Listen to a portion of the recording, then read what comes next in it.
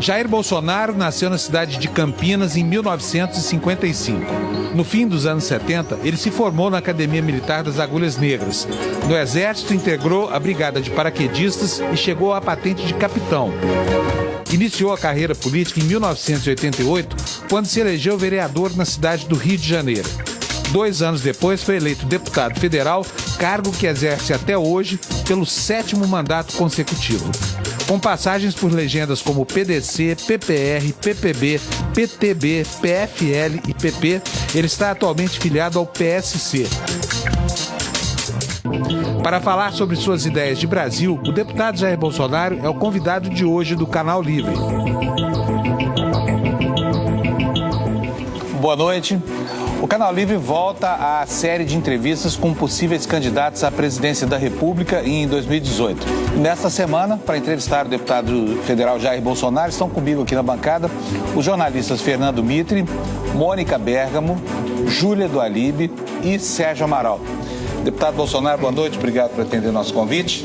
Boa noite, obrigado pela oportunidade, espero me sair bem aqui. Então vamos começar.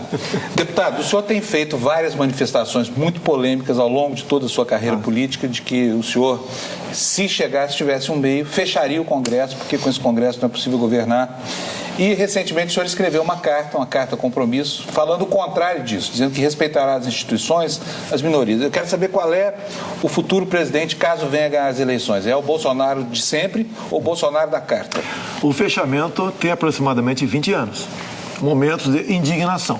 Se hoje, por exemplo, caísse uma bomba H dentro do parlamento, pode ter certeza de uma coisa, haveria festa no Brasil. Então, o parlamento, como se encontrava e como se encontra, é lamentável, mas nós temos que governar com ele. Deputado, o presidente Michel Temer disse ontem que o brasileiro flerta com autoritarismo. Há alguns meses a gente viu um general Mourão falar que precisava da intervenção militar para resolver a questão da corrupção no país. O senhor acha que há um limite para o autoritarismo ou para a intervenção dos militares? Como é que o senhor vê isso? Nós temos que botar um limite para o rumo ao comunismo e combater a corrupção no Brasil. Fernando Henrique Cardoso, governabilidade não é fechar os olhos para a corrupção. No tocante ao general Mourão, o que ele falou é o seguinte, que espera do judiciário decisões para que não se agrave a situação política nacional. Porque se nós chegarmos ao caos, naturalmente as Forças Armadas vão intervir. Agora, o senhor não acha que a solução, deputado, a solução é sempre democrática? A história já me ensinou isso. Quer dizer, o senhor é candidato, nós temos uma eleição aí, e o senhor ainda considera... Eu falei em caos, assim como se usa as Forças Armadas em GLO, garantia da lei e da ordem. Ninguém está pregando intervenção militar. Eu nunca preguei isso, nunca falei uma palavra favorável a isso daí. Agora, se chegar num caos, as Forças Armadas vão ter que interferir pela manutenção da lei e da ordem. Dentro da Constituição. Lógico, dentro da pela Constituição. manutenção só para ficar claro isso aí. Agora, deputado, o senhor nessa mesma ocasião, o senhor falou que não acreditava no voto, que o Brasil só teria jeito se partisse para uma revolução, uma guerra civil, aliás, matando inclusive, fazendo o que o regime não conseguiu fazer, matando 30 mil pessoas, ainda que morressem inocentes. O senhor agora, o que mudou que o senhor agora passou a acreditar no voto? Se é que o senhor passou a acreditar no voto, o senhor agora... Respondendo pelo final, nesse voto eletrônico não acredito. Tanto é, quando eu vislumbrei a possibilidade de disputar as eleições, aproveitei um projeto, emendei-o e elei. Vale para o ano que vem o voto impresso. É uma forma de você auditar as nossas eleições. O TSE quer dar uma volta nisso daí. Okay? Então, dessa forma de fazer política fica complicado. Você acha que as eleições não são limpas no Brasil? Não, eu não tenho como comprovar que houve fraude, nem você tem como comprovar. O senhor não aceita o sistema? Um de cada vez para a gente poder entender. A questão do eletrônico, vamos lá. Só isso, deputado. Como é que eu consegui sozinho aprovar o voto impresso? Ninguém queria aprovar. Eu comecei a falar para ele o seguinte, muitos de nós desconfiamos do voto eletrônico para presidente da República. Daí vem essa pergunta que ela fez aqui, mas você foi eleito. Que eu tenho falado o seguinte, o que poderá acontecer? Poderá acontecer em 2018. Quem aparelhou o TSE, e quase todas as instituições estão aparelhadas, poderá inserir em muitas sessões eleitorais um voto para aquele respectivo partido, que falei claramente o PT. Então, eles poderiam, na maioria das sessões, ter 770, 40 votos fraudados. E aí nós poderíamos ter uma grande bancada de petistas na Câmara vindo desse voto fraudado. E daí você não pode fazer mais nada para tentar mudar aquela forma que aquelas pessoas foram eleitas. Mas a senhora acredita no voto hoje por quê? Acredito no voto, sim. O que mudou? Já que o Brasil não mudou tanto. O voto eletrônico. Não. O senhor disse naquela ocasião, o voto não resolve os problemas do Brasil. Tem que ser uma guerra civil. Quanto tempo faz isso aí? Não, eu quero saber por que mudou. Quanto tempo isso aí? Há 20 anos mais ou menos. Mas 20 anos mais ou menos. Eu cheguei em Brasília em 91. O Figueiredo tinha acabado de deixar o governo. Tinha um montão de anistiado lá dentro. Eu era o alvo preferido deles. E teve muita canelada naquelas oportunidades. Muitas caneladas mesmo. Até falei, isso que dá torturar e não matar. Muita coisa eu falei. Que hoje o senhor não repetiria. Se você arrepende. Não me arrependo de nada. Nós evoluímos, nós aperfeiçoamos, tá certo? E nós buscamos o consenso. É isso que eu faço, venho fazendo ao longo do meu tempo da vida parlamentar. Agora, por falar em evolução, o senhor tem mudado também na área da economia. O senhor está agora dialogando com o mercado, está se aproximando, o senhor está defendendo aí alguns princípios liberais que parecem novidade na sua vida, na sua carreira. O senhor está mudando assim também, o senhor está se preparando para ser um candidato diferente do Jair Bolsonaro conhecido? Não, na essência, não. Eu sou diferente de todos os pré-candidatos que estão aí. Eu não tenho nem partido ainda. E segundo algumas pesquisas, como o Paraná Pesquisa, eu estou com 21%. Eu devo ser uma pessoa que tem que ser analisada, o que me fez chegar até esse momento de certa projeção nacional. E digo mais, Beatriz, quem declara voto a mim dificilmente muda. Então, em não havendo fraude, com toda certeza, eu estarei no segundo turno. No tocante à economia, eu sou o único que tenho falado, ouvindo pessoas que eu confio. Não basta você ser economista, eu tenho que confiar em você. Nós chegamos à conclusão que, com regras, o Banco Central tem que ser independente, até para uma previsibilidade, até para que eles possam trabalhar com metas, no tocante à inflação, juros, ajuste fiscal, entre outras coisas. Eu não sou especialista em economia. Eu tenho que ser especialista eu tenho que ser um médico porque vou indicar o futuro ministro da Saúde? Não é por aí. Sim. Eu tenho que ser a pessoa de bom senso. O senhor adotou o velho tripé, né? O senhor já falou. Tem que ser, até que deu certo depois de algum tempo, depois de muita tentativa e erro.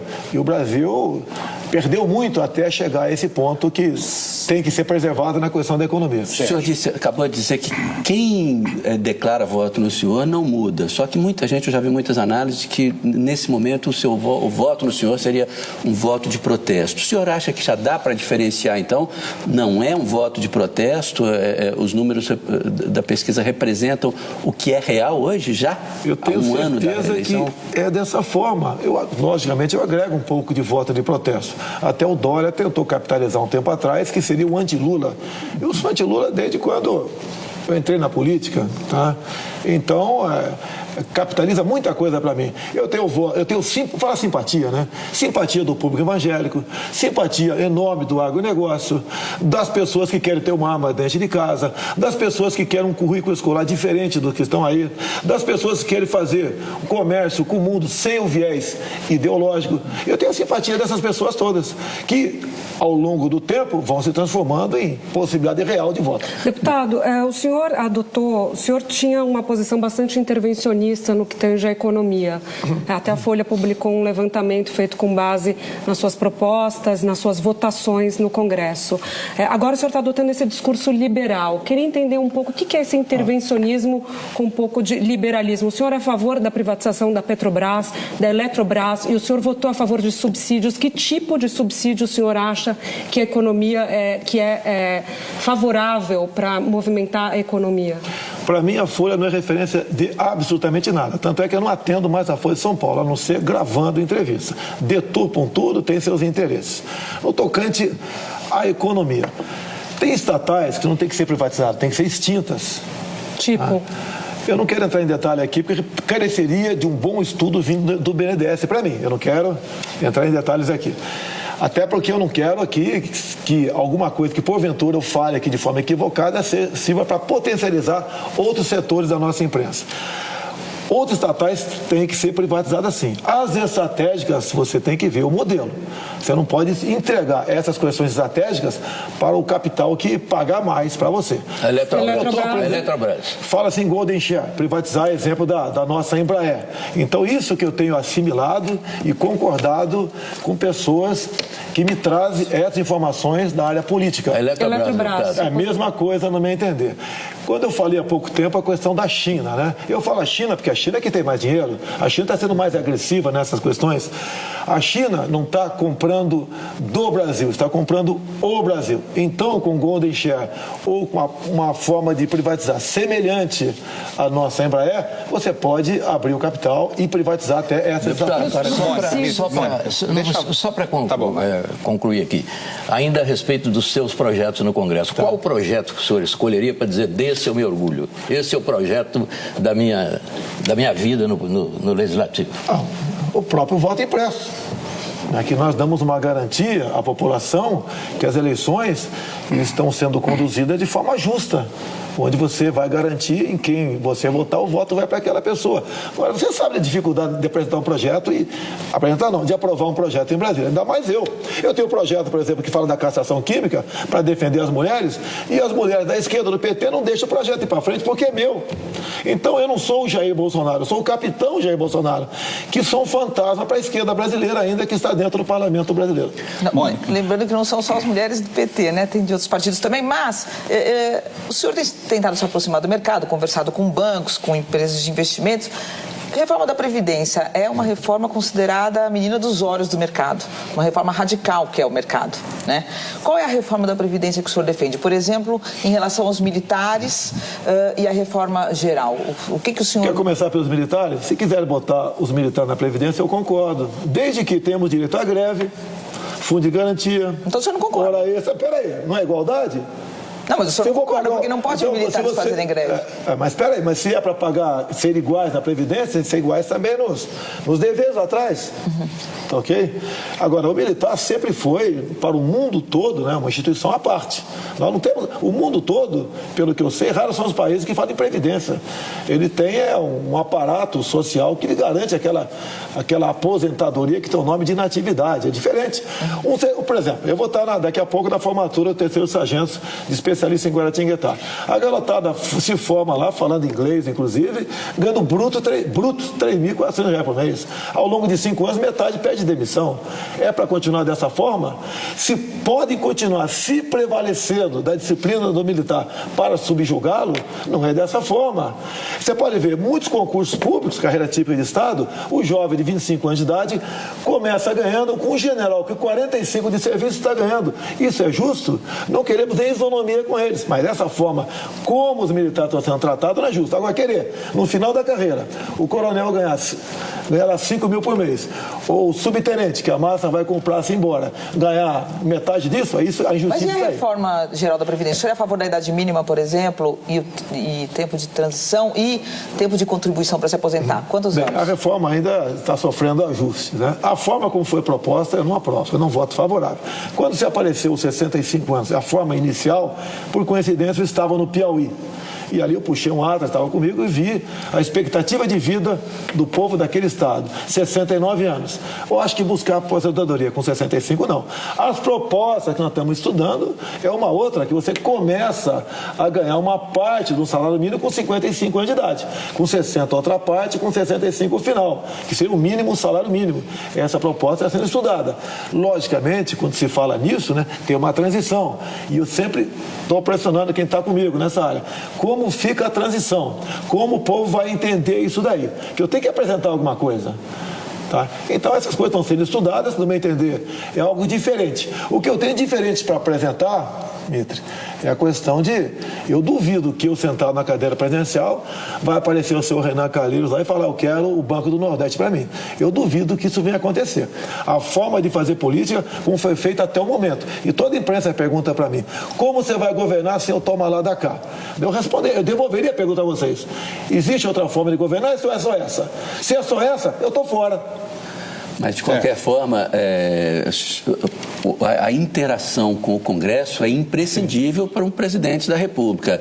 O senhor não teme com esse pensamento, com esse tipo de pensamento, virar um novo Collor, uma nova Dilma? O Collor entrou com questão de corrupção. A Dilma foi de pedaladas, entre outros assuntos também. O meu caso, eu estou imune à corrupção. Inclusive fui citado no Mensalão, fui citado no Petralão, por Alberto Youssef, devolvi dinheiro da JBS Friboi. Eu sou uma pessoa diferente dos que estão lá. Agora, não dá para o Parlamento e o Executivo ser um corpo só. Como está discutindo agora. O PSDB vai desembarcar, o PP já está de olho no Ministério das Cidades. E vão ratear tudo que está lá. Ou seja, quem escala o time não é o técnico, né? Quem escala os ministérios não é o presidente, é o Parlamento. Eu não seria o bobo da corte jamais. Eu pretendo começar, por exemplo, quem vai ser o ministro da Defesa? Vai ser um oficial general de 4 estrelas.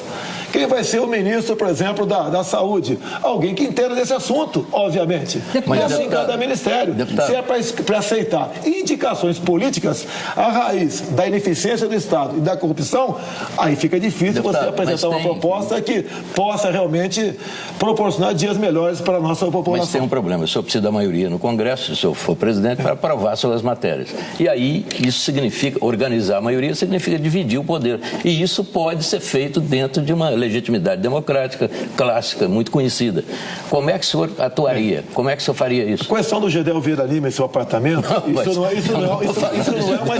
uma exceção. Isso é uma regra. E, geralmente, os grupos políticos que têm esses cargos para se beneficiar. Eu já tive 2 reuniões chegou agora o grupo de 18 parlamentares comigo. Tá? O que nós estamos decidindo? Como governar sem o toma lá da cá.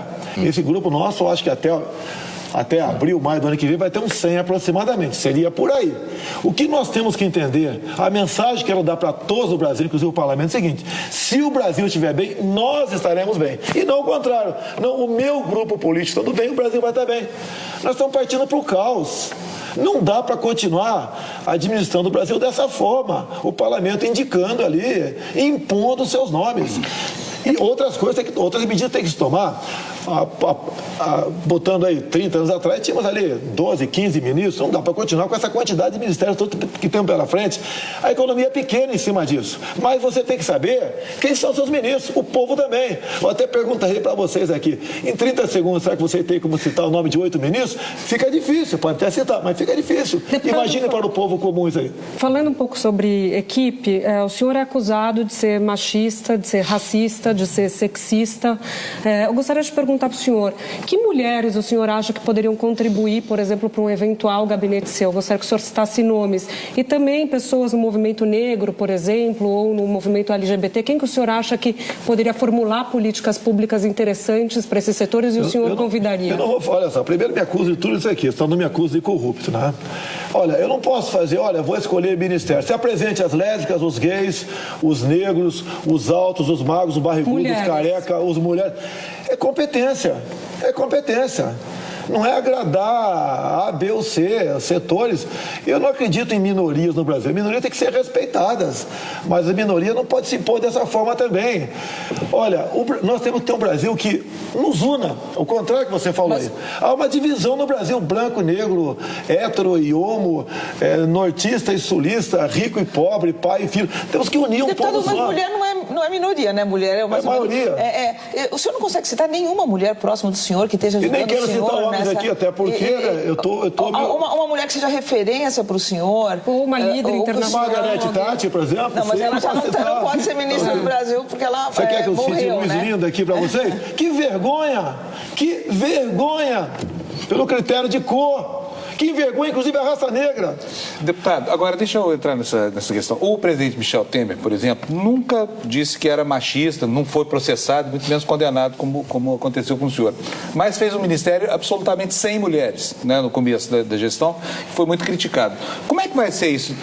Já que o senhor não quer estar, não, teoricamente, como é que o senhor vai distribuir? Porque o senhor vai ter que lidar com esse problema. Ainda que goste do conceito das minorias. O senhor vai ter que ter representantes delas lá. Mas eu não vou falar em minorias, é competência. Quando você fala condenado... Não, eu sei, mas o que eu estou perguntando para o senhor é o seguinte... um processo político. Quantas mulheres o senhor pretende ter no seu ministério? Fui condenado agora, político. Olha só, a questão Maria do Rosário.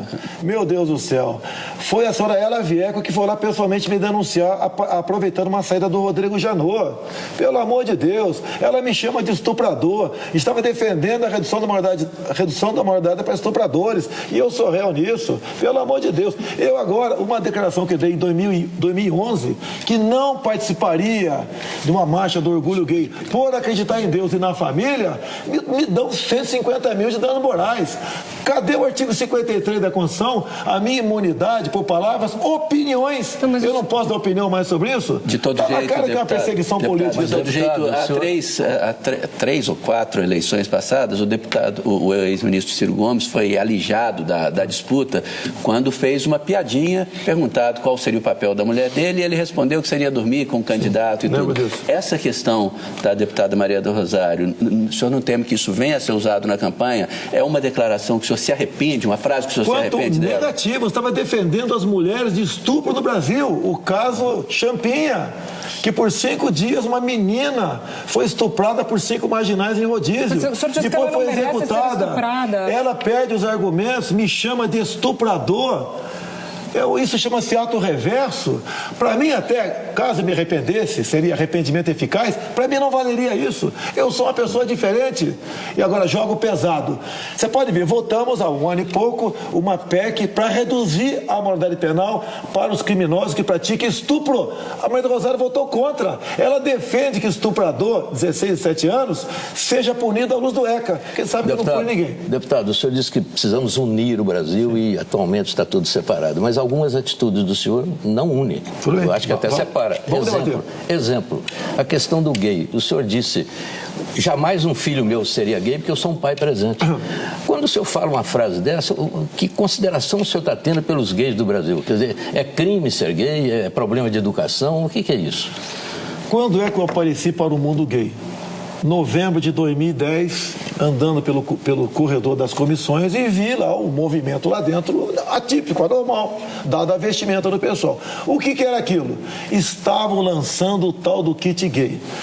Ouvi e tenho filmado comigo o senhor André Lázaro, secretário de alfabetização do MEC. Estava lançando lá, inclusive, o filme Beijo Lésbico. Disse ele: passamos 3 meses discutindo até onde a língua de uma menina entraria na boca de outra menina para fazermos um filme Beijo Lésbico para combater a homofobia. Tu acha que algum pai quer que a sua filha ou seu filho de 6 anos de idade assista isso na escola? Mas o senhor não respondeu a minha pergunta. Joguei pesado. A minha isso pergunta é chumbo trocado. Eu tenho certeza, né, que em grande parte, olha só, eu não quero discutir o fundamento, como é que o elemento tem esse costume ou nasceu assim. Isso não interessa para mim. Eu quero que todos, inclusive os gays, sejam felizes, mas esse tipo de comportamento não seja ensinado nas escolas. Que iria, inclusive, para os filhos dos pobres, que aquilo começaria com escolas públicas. Eu sim estou defendendo os pobres e seus filhos, porque olha só, o patrimônio do pobre, coitado, são seus filhos. Ele quer ter o filho jogando futebol, não quer brincando de boneca por influência da escola. Agora, sou rotulado de homofóbico por causa disso, e teve chumbo trocado. Hoje eu não falaria. É isso que eu ia perguntar. Hoje eu não falaria, sem problema nenhum. O senhor revê essa frase. Até quando eu falei no passado, isso que dá torturar e não matar, já falei isso no passado. Por quê? Numa comissão, estava lá aqueles pseudo-anistiados, aquele pessoal que treinava em Cuba, na Coreia, e com o dinheiro da União Soviética, queria impor a ditadura do proletariado no nosso Brasil, e eu sozinho, dado o momento do debate, falei isso. Mas o senhor falou claramente, eu sou a favor da tortura. Isso, o senhor falou em 1999 sobre Chico Lopes. Eu falei... O ex-presidente do Banco Central. O que eu falei é o seguinte, eu dei um exemplo. Imagine um filho de vocês sequestrado. E você, naquela época, né, não tinha celular, era um orelhão. Daí pega o malandro no orelhão, negociando o resgate. Você leva ele para um canto. Você tem que usar de energia com ele para dizer onde é o cativeiro. E não apenas, né, levar para o lado que aí tem direito a advogado, ficar quieto, e a criança morre no cativeiro. Então o senhor é a favor da tortura? E se necessário for, avance a questão da energia. E a tortura, qual limita a tortura para um tratamento enérgico? Não tem. Então, tortura você botar no pau de arara e torturar o cara. Você tem que ter medidas enérgicas, que alguns consideram como tortura, para desvendar e fazer com que aquele garoto que está em cativeiro seja posto em liberdade. É bom explicar o que são medidas enérgicas. Que tipo de medidas enérgicas na prática? O que significa? Olha, você pega a legislação americana, tá ok? É por aí. Não, vamos para brasileiro. O que fazia... Pergunte para o pai de uma criança ou mãe sequestrado o que ele gostaria que fizesse com aquele sequestrador para dizer um tal cativeiro. Não, mas o senhor que é um candidato à presidência. O que o senhor... Talvez, nem pré-candidato eu sou, porque eu não tenho nem partido ainda. Mas o senhor então, que é um parlamentar importante. Então você tem que desvendar este assunto, você tem que desvendar esse crime.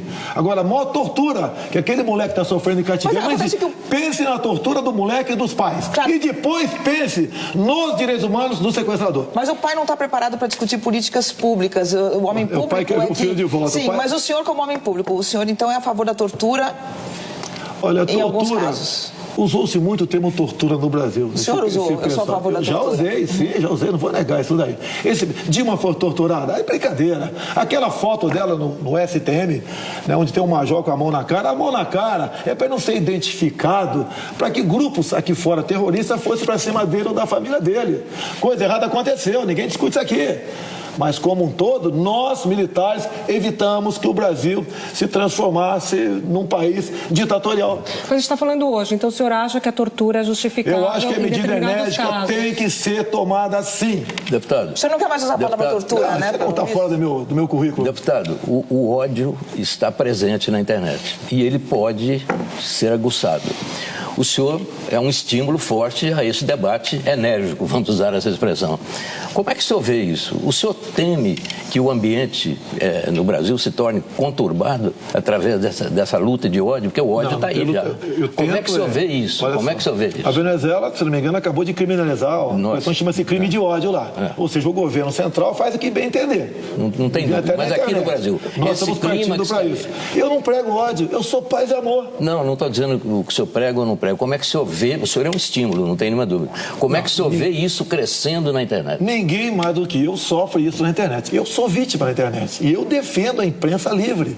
Eu fui contra o marco civil da internet daquela forma. Porque permite o marco civil ser regulamentado por decreto. E não foi porque houve um impeachment e se esqueceu isso aí, que o PT iria partir para isso aí. Agora a internet é um campo livre. Você não pode falar isso pode, isso não pode. Lógico, pedofilia, essas questões, então nem se discute. Agora, no tocante a ataques até pessoais, não dou bola para isso. Recentemente, deputado, o senhor fez uma referência a imigrantes sírios, inclusive. Não é porque eu sou descendente de sírio, não. Mas aquilo me pareceu um pouco excessivo. O que o senhor quer dizer com pessoas, a escória que chega nos países? Eu falei que a escória do mundo não poderia vir para cá. Não é os sírios, tá? Nós temos escória no Brasil. Vamos explicar isso. Nós temos escória no Brasil ou não temos? Claro, mas vamos explicar essa questão dos imigrantes sírios. Qualquer imigrante tem que ter regra para entrar aqui. Com a nova lei da migração, o Brasil passou a ser um país sem fronteira. Eu fui lá no Roraima, vi a questão da migração dos venezuelanos.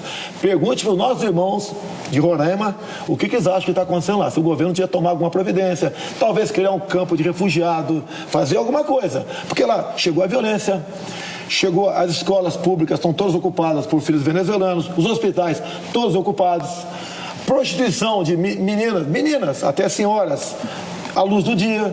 Nós não podemos deixar que isso aconteça no nosso Brasil. Tínhamos o problema também, o pessoal do Haiti que entrava pelo Acre, e o governo do PT mandava para São Paulo. A tua casa entra quem você quiser. A nossa casa chama-se Brasil. É o que nós desejamos ou queremos que entre. Não pode ser um país de fronteira aberta. Não pessoalmente, Sírio, nada disso. Até do canto a Palestina, poderia até ser contra, que a Palestina está do lado de Israel, eu defendo o Estado de Israel, mas o Palestino é uma coisa, Hamas e Fatah é outra. Temos que evitar que essa entrada indiscriminada aconteça em nosso Brasil. Deputado, falando um pouquinho do Bolsonaro de ontem e o Bolsonaro de hoje, o senhor chegou a falar no passado que sonega tudo o que for possível. Eu queria entender um pouco o que o senhor sonegava à época, ou se isso é mais uma brincadeira do senhor.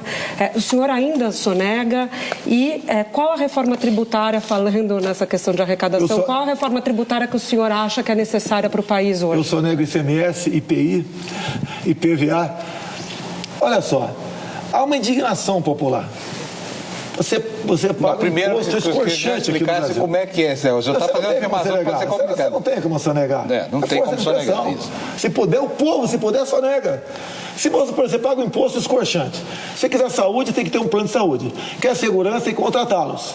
Tá? Se você quer educação, a mesma coisa. É uma indignação. O senhor negava? Conta pra gente. Mas eu não sou negava nada, eu nunca sou negava nada. Você negava. Só negava tudo que podia ser, só negava nada. Força de expressão. Ou seja, o senhor fala uma coisa, o senhor falou, a gente tem que esquecer. Não, força de expressão. Tudo era força de expressão. Assim como eu falei, fuzilar FHC, como é que eu fuzilei FHC? Sim, mas tudo força de expressão. Tudo era força de expressão, então tudo que o senhor falou... Força de expressão, mais um caso. E o senhor agora está mais cuidadoso com a força de expressão. Nós amadurecemos. Nós temos que mostrar à população que o dinheiro arrecadado é bem aplicado. Mas eu queria fazer uma pergunta, viu, a última, né, do bloco, pelo que eu estou vendo, a respeito da segurança.